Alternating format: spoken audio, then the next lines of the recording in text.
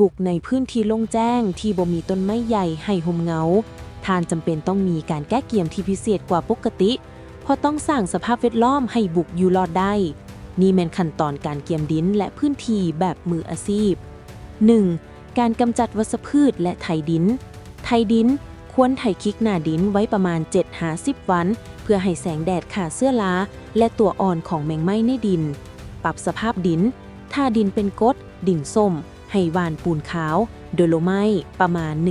100-200 กิโลต่อไร่เพื่อปรับค่า pH ให้เหมาะสม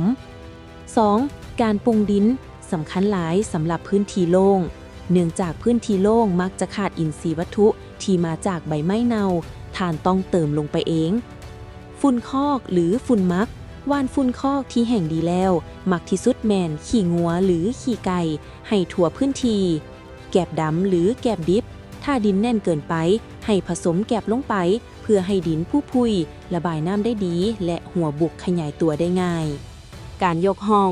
ยกโพนการปลูกบุกในบอนแจ้งต้องยกห้องสูงเพื่อป้องกันน้ำขังในฤดูฝน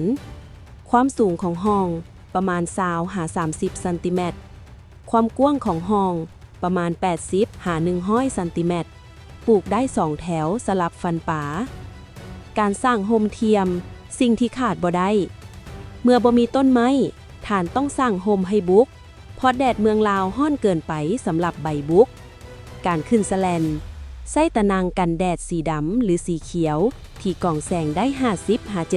50-70% ขึ้นสูงจากพื้นดินประมาณ2 เมตรเพื่อให้อากาศถ่ายเทการปลูกพืชคุมแดดถ้าบ่อยากใส่แสแลนบางคนนิยมปลูกสาลีหรือดอกตะเวนแทรกระหว่างแถวบุกเพื่อให้ต้นสาลีช่วยบังแสงแดดให้บุกในช่วงที่แดดแห้งการคุ้มหน้าดินเมาชิงในพื้นที่โล่งแสงแดดจะเฮ็ดให้ความซุ่มในดินระเหยไว